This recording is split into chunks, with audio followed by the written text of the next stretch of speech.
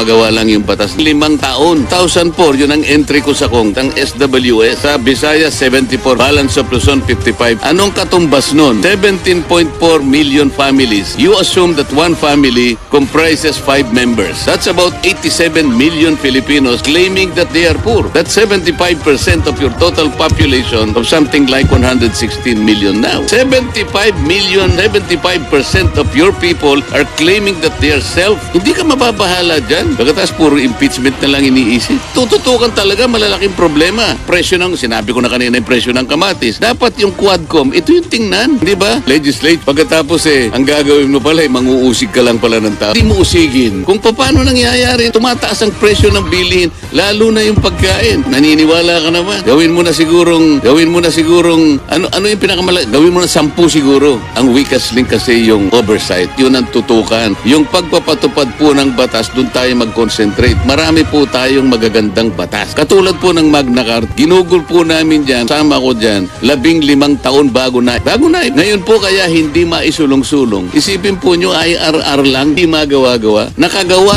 ang ng IRR. Ito pananagutan po ng mga ahensya ng gobyerno na tinadhana doon sa batas. Kung di ako nagkakamali, ang NEDA kasama yung DSWD, gawin ka agad ang IRR para maipatupad ang batas na yun. Nung gumawa, wala pong sunset provision. Anong ibig po sabihin nun? Hindi naman kasi kinakailangang manatiling mahirap yung tao eh. At some point in his life, dapat makagraduate siya doon. Ako naniniwala, walang tao na gusto niya na palagi na lang siyang inaayudahan sa habang buhay niya. Gusto niya yung pamilya niya dumating sa punto na maiwanan, makakalas siya doon sa panikalan ng kahirapan. Meron siyang 5 karapatan na para sa may karapatan niya sa pagkain, karapatan sa gamot, karapatan sa pabahay, karapatan sa edukasyon, at karapatan sa hanap buhay. Yung 5 basic karapatan ng mahirap. Tagal, sabi ko, lagyan nga natin ng konting ngipin kasi merong provision. Halimbawa, merong lumapit na isang mahirap, marginalized. Kahit anong opisina kasi kaya niyang lapitan. Pumunta halimbawa sa mayor. Mayor, pwede po ba kung makahingi po ng wala lang po kami talaga itong araw na ito, gipit na gipit. Kailangan gumawa ka po ng paraan kahit ano yun. Kasi pumunta sa iyo eh. Hindi mo siya pwedeng tanggihan. Kaya naglagay ako ng doon na hindi ka pwedeng tumanggi. Gumawa ka ng paraan kahit pa paano maibsan. Hindi mo lahat maibigay nga. Pero wag siyang uuwi nang hindi lang siya nabigyan ng kahit ano. Bati pa kami ron. Sabi niya, Dante, napakahirap ng isip-isipin mo naman eh. Tayo ngayon ang gigisain. Tayo ngayon ang ilalagay. Isip-isipin, magkaroon tayong pananagutan. Nakalagay naman dyan pagkatapos ng masusing pag-imbestiga na hindi mo man lang hinarap yung tao, talagang mananagot ka. Ayaw nilang magkaroon ng pananagot. Doon kami nagtagal lang siya ng konting gamot. Gumawa kayo. Mahirap yun eh. Yung immediate kasi, palliative lang yun. Kasi importation. Pero tingnan mo naman, inalis na sa NHA ang pag-i-import. NFA ang pag-i-import. Binigay na lang doon sa,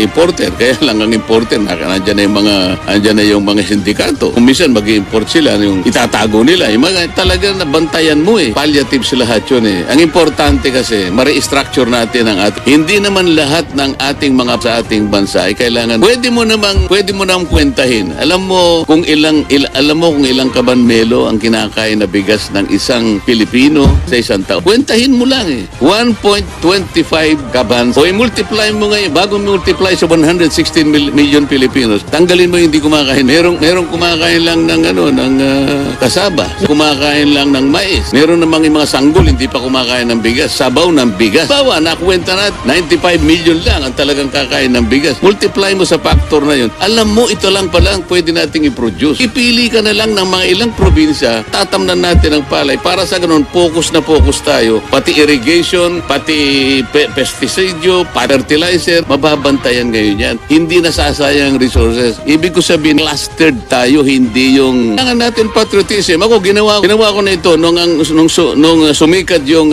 presyo ng bigas. Sinabi ko yung mga kaibigan ko, marami na marong kaibigan talagang katulad ni Melo, na mayayari. Nipon ko sila, mga 5 yon kaya sa buhay. Munta tayo sa isang barangay, ayun ang bumili ng palay. Palay pa lang. O sige, kanya, mag-eksperimento tayo. Nagtanong ako sa NFA, at that time, ang buying price ng palay ay 19 pesos. Sabi ko, dagdagan natin ng 3 pesos. Ito na yung magmumula sa private sector. At that time, masaya yung farmer kasi 19 lang bibili. Bakit? Ako na magandang dahilan kung bakit kailangan mo bayaran. O kasama yung pagkatapos. Bakit hindi pinatutupad ng ERC yung provision ng ating IPIRA na meron doon na ARCOA? Ibig mo sabihin, wala mga competition and open access. Ayaw kasing ipaliwanag ng ERC.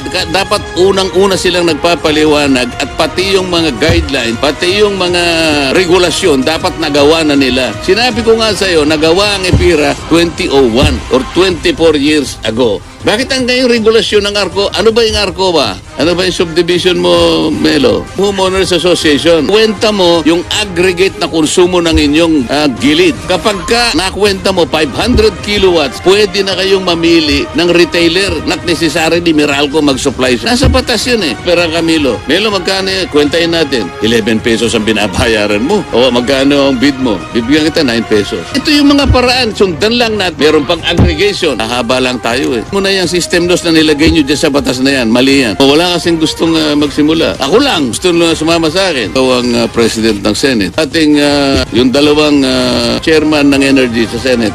Sige. Sino? Sasaliksikin natin yan. Pero na-cover na natin. Follow, like, and subscribe sa aming Facebook page at YouTube channel.